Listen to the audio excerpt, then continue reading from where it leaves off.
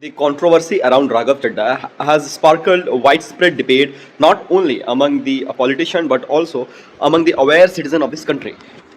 Mr. Raghav Chadha, a well-known parliamentarian, a well-known MP from Rajya Sabha, has been removed from the post of deputy leader by the Aam Aadmi Party. Now, his removal has raised multiple questions. Can a member of parliament exercise his fundamental right to freedom of speech and expression, or he must always abide or follow the party lines? That is the question that is being asked. Point to be highlighted over here is he is not being disqualified to be as a member of parliament, but he is just removed from the political position as a deputy leader from the Rajya Sabha. Now, the controversy is not limited to this, but the Punjab's Chief Minister, Mr. Bhagwat Mann, has also added that he is being compromised and not following the party lines. He is not raising the issues which is the party's priorities, such as the MSPs or the Punjab Fund, but he is raising the issues which is independent and has no link with the party's priority. He has set his own priorities. So if you are elected as an MP, you are expected to work in synchronization with the party's priorities to strengthen the collective bargaining power of the political party and not to set up an independent roadmap.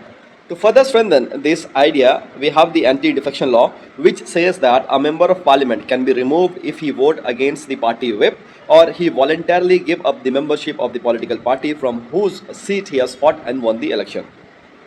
Now, before we discuss what is the Anti-Defection Law and decide the legality of his removal, let us briefly see what is the defection and why we have such provision in the constitution such as the Anti-Defection Law. Let me quickly take you to the year 1967 Haryana election, in which an MLA who was elected named as the Gayalal, he has frequently switched multiple political parties in a single day. That is, he won an election contesting from the seat of a particular political party A, then he switched to another political party B, switched back to the same political party A, and again switched back to the same political party B. Now, what are the consequences of such switching? For example, when there is no clear majority between the political parties, their coalition government is formed. And now if a particular MLA or say a group of MLA switches between the political party, the majority also shift depending upon the switching of these MLAs, resulting in the formation of multiple new governments each time the particular group of MLA owe their allegiance to a particular party. Now this resulted in widespread horse trading of the MLAs, the bribery, the opportunism, and thus weakens the very fundamental of the democracy. As the democracy does not only means the representative, but it also means the responsibility.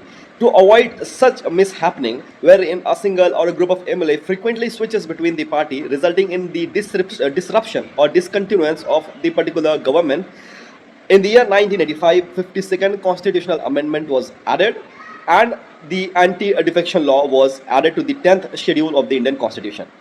And thus the famous phrase of Aya Ram Gaya Ram was highlighted in this particular 1967 election, named after the MLA Gaya Lal. So the move of Aam Aadmi Party of removing Raghav Chadha from the political position of deputy leader in Rajya Sabha is legally and constitutionally valid. But whether he can be removed as the member of parliament But whether he can be removed from being as the member of parliament in Rajya Sabha based on the ground of defection, that is not under the authority of a political party to decide. Then who is the authority to decide whether a member of parliament can be removed on the ground of defection? That is the speaker in case of the Lok Sabha and the chairman in case of the Rajya Sabha. In our fundamental course of Indian Polity, we have discussed all this topic in detail: Anti-Defection Law, Representation of People Act, manner of election, ethical backing behind that, everything. The course is available on our mobile application that can be downloaded from the Play Store. So quickly download the app and avail the course. Thank you.